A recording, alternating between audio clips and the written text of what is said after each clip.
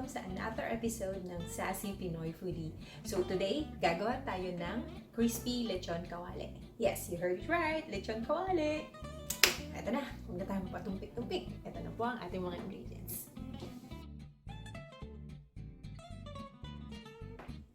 Okay, so ang ating step po sa paggawa ng lechon kawali, unang-una, binababad ko yung ating slab or pork belly sa either broth ng chicken or pork.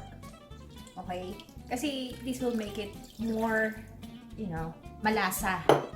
So, lalagyan din natin siya ng 1 cup of water.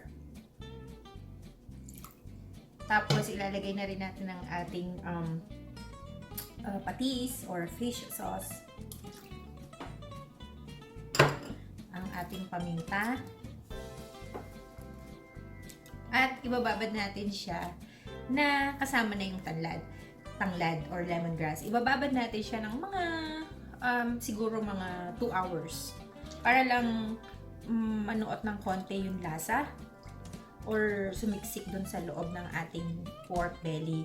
So, huwag natin kalimutan ng ating bawang. Ito ay pampalasa since ililechong kawali natin siya or deep fry natin siya. So, 'di ba? Nagde-depend lang actually yung pork belly or yung lechon kawali sa lasa at saka sa sauce. Kasi hindi naman natin siya tinitimplahan na habang niluluto natin siya. So, yan, ibababad lang natin siya sa tanglad, lemongrass, chicken or pork broth, water, at saka yung paminta, at saka yung garlic natin. So, hahayaan lang natin itong nakababad for 2 hours. So, after 2 hours naman na nakababad siya, papalambutin naman natin siya or iboboil natin siya para lumambot itong meat natin. So, yan. Ang mga ka-foodie, ang ginagawa ko lang ngayon dito ay ang pag-add ng onion. Alright? So, para pag pinakulo natin siya, super sarap siya. Papakuluin lang natin siya hanggang dumating yung point na pwede mo na siyang tusukin na yung natutusok mo na siya hanggang doon sa kabilang part niya. Okay? So, yan. Iwan lang natin yan. At pakuluin natin. Balikan natin siya.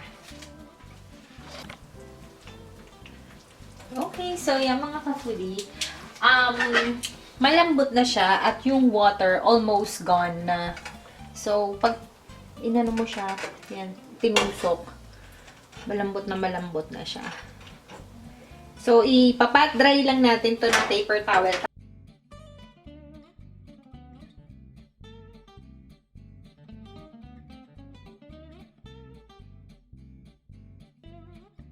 After about 20 minutes, isa-side na to, babalik na rin na natin siya.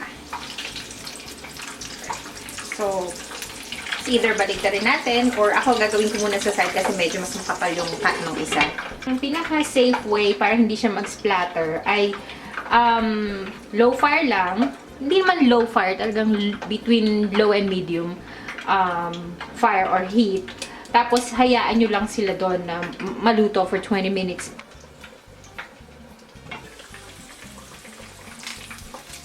Okay, so tinurn ko na siya on the other side. Pinapa-brown ko na lang siya, tapos luto na to. Itong isa pwede na. So, ilalagay na natin siya sa rack para palamigin natin siya ng mga 10 to 15 minutes bago natin siya i-chop-chopin.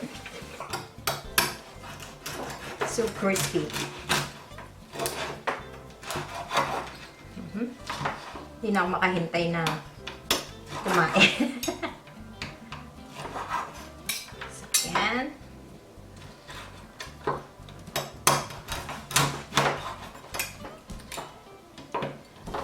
Can you hear how crispy the balat?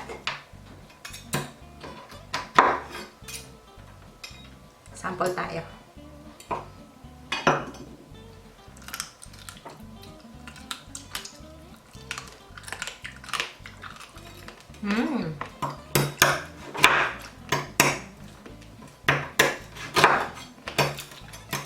So yummy.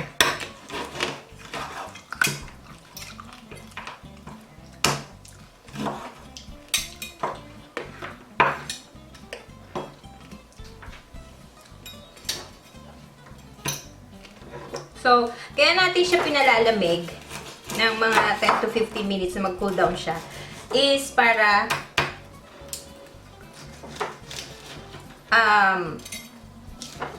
kasi pag mas malamig ng konti siya, mas malutong yung balat.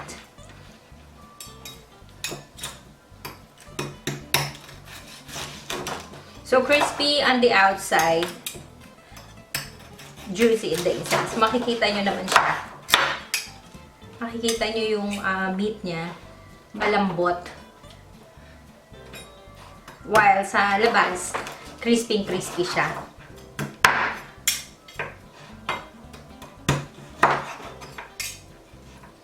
Wow, hindi na ako makahintay.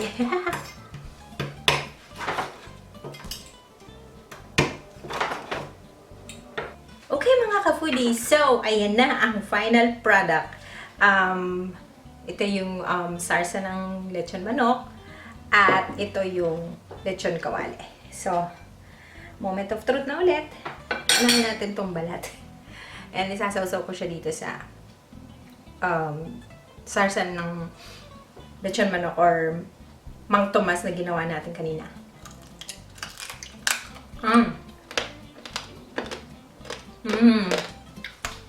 Ang crispy.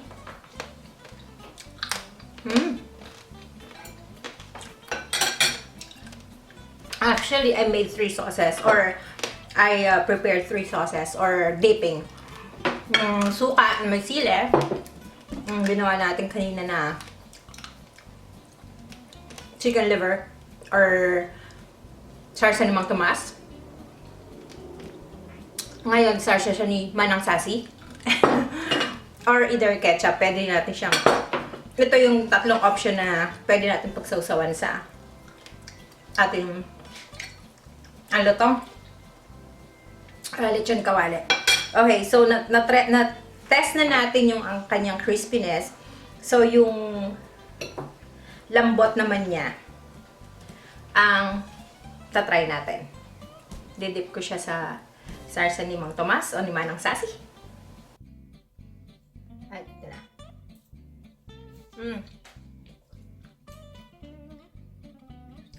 Juicy siya sa loob.